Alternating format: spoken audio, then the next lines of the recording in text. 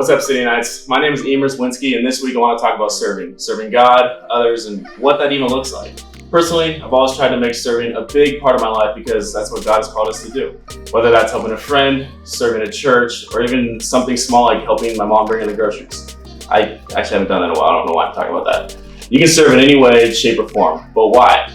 You might ask, why would I take the time out of my day to help someone, especially when it would interfere with my priorities or anything that I'm trying to do? Fair, but that's not who Jesus was. Jesus was the servant of all servants. Most would say that serving like Jesus will be doing anything and everything for God, even in the ordinary. The ordinary. I like that a lot because that's our everyday life, what we do, who we interact with, and anything and everything in between. Serving a God would be willing to drop everything for the task at hand because that's what Jesus would do. Now, a life of service to others is not heroic or special. It's ordinary, like I mentioned before. Ordinary people hanging out with ordinary people, family serving family, neighbor helping neighbor. It's doing something for someone that comes into your path and needs help. Especially when your mom needs you to take out the trash or get off your phone to help with dinner. You may wonder, how does it even affect my relationship with God, and why does that even matter? Well, we serve a God for the same reason that we love God, because He first loved us. We serve because it's the example He left for us to follow.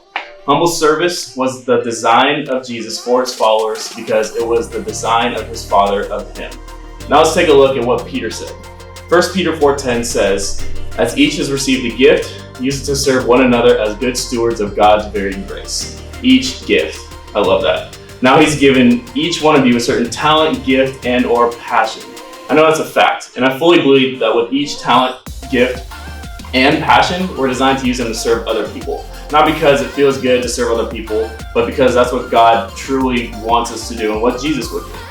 Whether that could be helping the elderly with moving furniture because they physically can't, or helping your sibling with homework because you took that class already and you might have the assignments to give them. If you haven't gathered it by now, serving isn't about yourself.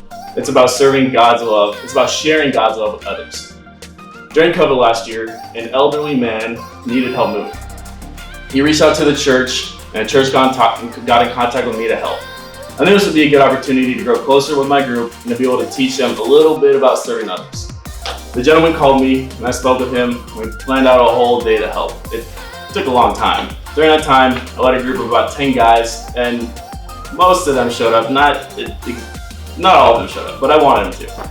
It took a long time. We had to make sure everything was in order, where it was going, and when it was going to be moved. After almost 2 weeks of planning and the one long Saturday finish, the gentleman couldn't believe it. He was in total awe.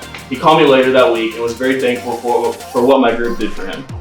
Not just because it helped him move, but because there was a group of teenagers taking the time out of their weekend to help someone they didn't know. That doesn't happen often, especially with teenagers.